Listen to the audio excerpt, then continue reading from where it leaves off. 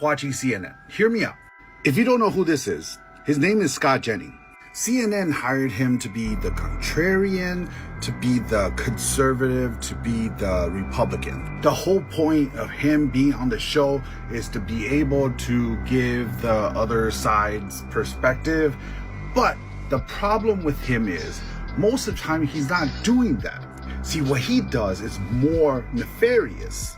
What he likes to do is just deny any fact, and then when he says something, he wants you to prove what he say is wrong instead of him providing the fact that he's wrong, the facts to back up his argument. And I totally get it. Abby Phillips, her ratings are gonna tank if we all stop watching it.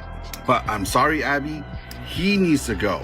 We need to make sure that CNN knows that he has to go. Scott Jennings needs to go. We need to stop watching shows of these toxic pundits. Hi, everyone. Well, I wonder how many of you are also tired of CNN's hiring of Scott Jennings to give a conservative point of view. I don't mind conservative points of views, but this guy is a jerk. He obviously just wants a job in Trump's administration. All I can say is Scott Jennings should be fired. There are other conservatives they can hire. Indeed, I don't mind conservatives as long as they're reasonable. Jonah Goldberg, for example, is occasionally on the air, and he, like Scott Jennings, has a column in the LA Times. And this is where it gets flat out embarrassing for these people, because the way they're melting down over Scott Jennings just shows you how fragile their entire setup is. Dude is simply too good at making a conversation or making the conservative point.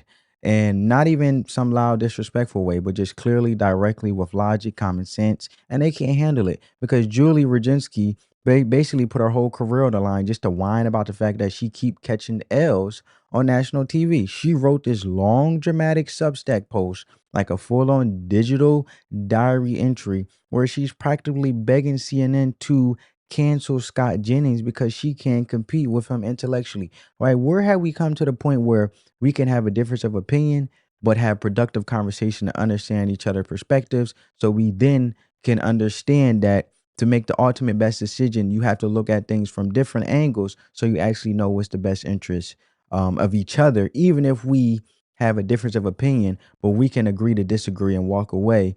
But at the end of the day, when it comes to reality and it comes to results, it has to be one solution that's working effectively, right?